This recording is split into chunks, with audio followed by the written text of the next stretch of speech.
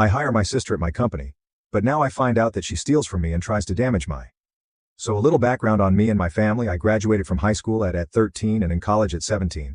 I started tutoring and teaching music lessons at the age of 12 and incorporated into an LLC at 21. When I finished my third bachelor's and started my MA PhD in education, I now have a successful tutoring business with 9 on my team.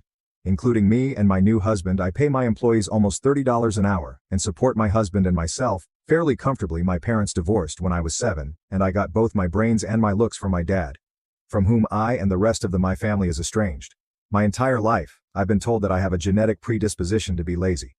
Just like your father, I had a lot of accidents and daily migraines, and slept a lot as a kid and caught pneumonia no less than 3 times a year between the ages of 10 and 18.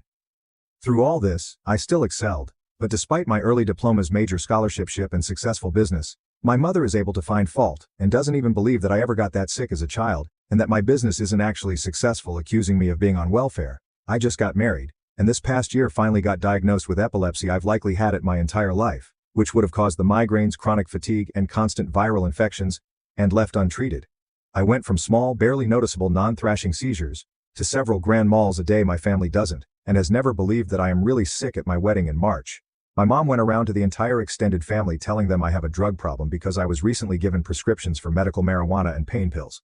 She also cornered my husband right after the honeymoon and lectured him about how he married a clinical hypochondriac, and how he has to help protect her from herself in regards to my lazy nature and drug abuse problems. I've been in therapy for 5 years, trying to figure out how to deal with my mom, and am unmedicated and remarkably mentally stable even for the average person who doesn't have a crippling brain disease. And for the record, I drink maybe once a month, don't take my pain pills at all, and never tried marijuana before I got my prescription. Fast forward to late May, I get my test results back from the neurologist. The diagnosis is official.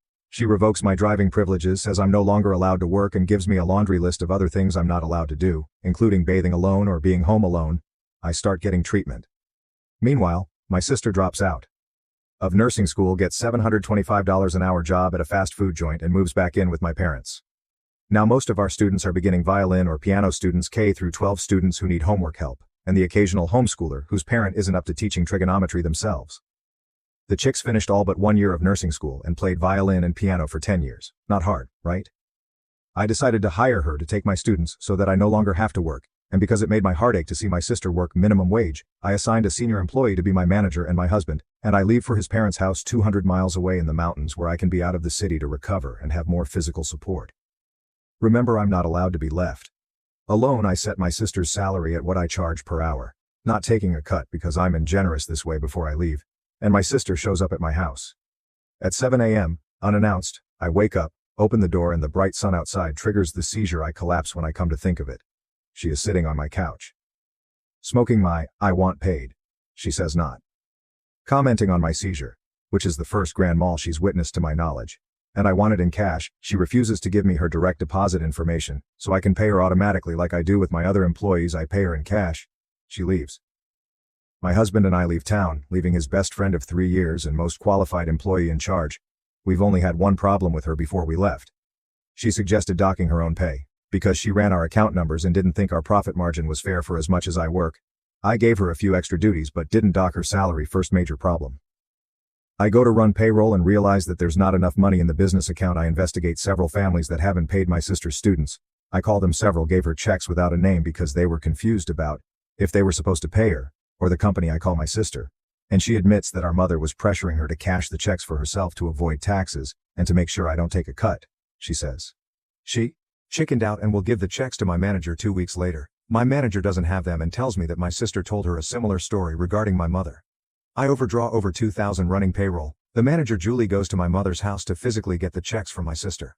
My mom tries to tell my manager that I have Munchausen's disease, where you fake a serious illness to get medical attention, and that I'm lazy, not accountable, and not doing my job. When I confront my mother about it, she tells me that my manager is lying. She's trying to steal my husband and my business, and that there is a major conspiracy going on in your company, and it has nothing to do with your sister. I call my mother on her BS and tell her I really am sick, and that if she can't be nice to me, not to talk to me at all. Great, it'll be a break from your drama and verbal abuse, she says, and has not talked to me since.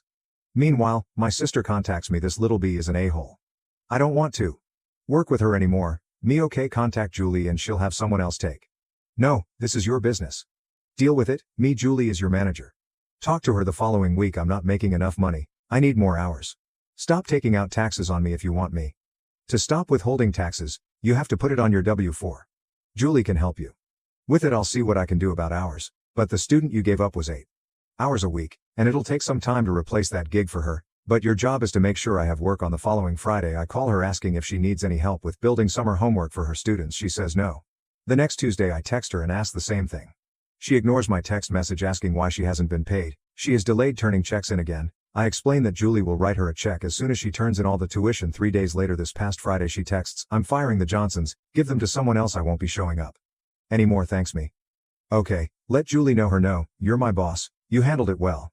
I woke up this morning, checked the calendar and saw that the Johnsons were scheduled for today.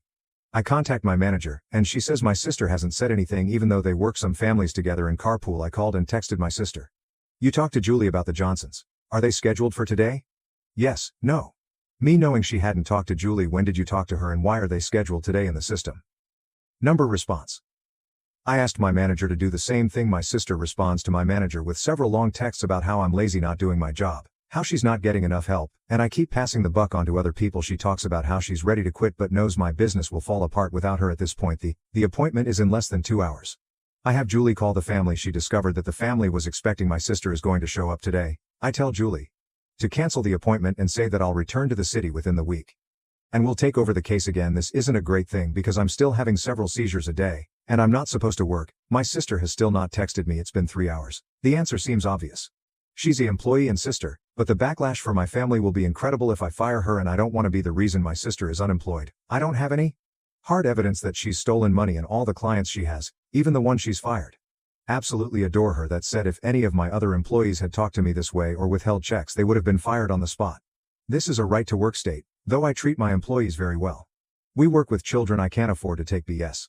My manager is getting ready to go out of town for a week if I fire my husband, and I have to return to the city a month early, cover both of their schedules, and start looking for another employee to replace my sister. We will also have to deal with huge backlash from my family and possibly violent from my sister. She's bipolar and not medicated because my family doesn't believe in an illness you can't see. She has physically assaulted me several times over the years, the last time punching me square in the face on Christmas Eve over a comment I made in response to her calling me a lazy freeloader. I had been home from college less than 72 hours and had spent most of the time sleeping. How do I handle this without getting myself sick? Fire her. If she so much as approaches you aggressively, inform her that you will call the police if anything happens. If she assaults you, you have her arrested for it. You need to fire her. She is totally ducking over the business you put so much work into. She's a terrible employee and a person family ties be. Ask for damaging your relationship with the rest of the family. Why do you even want to be around a bunch of a-holes that won't speak to you or fired for fake reasons? But it did not go well for my husband and me. Decided to return to the city, but I made the decision to call my sister and have the conversation with her while I was still 200 miles away. It felt cowardly at first, but now I'm glad I did. Right before I made the call to my manager, forwarded me some text that my sister had sent her, and then my sister completely tore apart my character and told my manager she was ready to quit and that she had started calling in sick to students, so I just don't have to deal with it. So I hear you're frustrated and wanted to quit her. Yes, I'm frustrated because you're not doing your job and telling me what I'm supposed to do with these students. I and the rest of the team are always available to help, but you have to communicate with us. I asked you 3 times last week if you needed help, and you never responded to her. This does not fall on me. This is your business, and you can't just keep passing the buck to your employees. I have fully communicated my frustration, and you've done nothing. No one-word texts and insults do not qualify as adequate communication, particularly when you do not ask for help. When you need help, you have to ask for it. You can't just call in sick to avoid dealing with it. But maybe I was sick then, and you're supposed to call someone so we can send a substitute. I can't have an employee who just doesn't show up to work. If anyone else on the team pulled this, they'd be gone. She hung up on me. I had a meltdown, but knew it was for the best and felt a little vindicated that she was the one who hung up even though I was doing my best to be nice.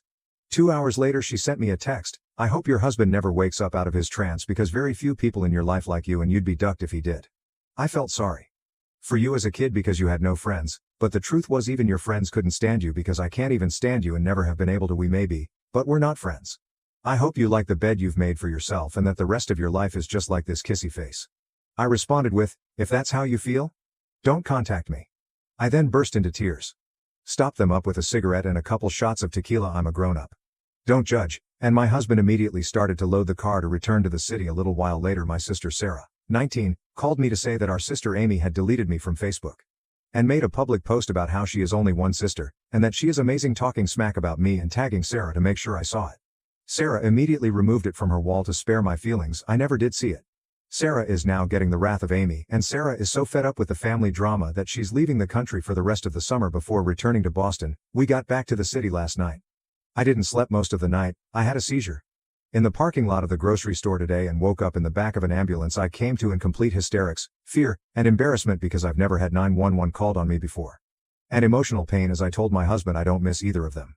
I just wish I had a mother and a sister after I was discharged. I was able to get an emergency appointment with my therapist and it helped a lot. I'm on an ordered bed rest for 48 hours even though I'm technically on rest until September when I'll be taking the full dose of my anticonvulsants. Update 2. As I stated in the comments, I had my manager contact my sister confirming the termination, instructing her not to contact any students, requesting her final timesheet and telling her that her final paycheck will be mailed to her along with her W-2 and a formal statement of termination. I began calling families to notify them that their appointments will now be with a different tutor. It turns out that my sister continued to see students even though I explicitly told her not to. I tried to contact her. She blocked calls from me, my husband, and our manager. I left her a voicemail reinstating that she is not to have contact with any students, and my husband sent her another text with the same information. Meanwhile, families that were hers are one by one leaving the company. Some had already started paying her directly and the others are upset that their child has to go through the emotional trauma of switching instructors. So far the company has lost 4 families. I've informed the others to call the police if my sister arrives at their home. My manager has also informed me that my mom is now accusing me of thousands of dollars of piano music from the family. I'm the only one in the family that plays the piano and she delivered all the music to my herself. I don't need to be told. I've been up to this point. What do I do next? This woman is actively blatantly attempting to destroy my life. Wow, your sister. I'm sorry she's hurt you like this, but you're sure to be better off without having to deal with her BS in your life. Your true family are the people you choose, not the people you get arbitrarily assigned to at birth, and it sounds like your husband at least is legitimately awesome. So I hope you won't let this get you down for too long also. Are you sure you actually fired your sister? It sounds like there were enough meltdowns to go around, which maybe means she won't show up anymore. But like, how awkward would that be if you both showed up to tutoring a student and an argument broke out? She seems vindictive, I guess.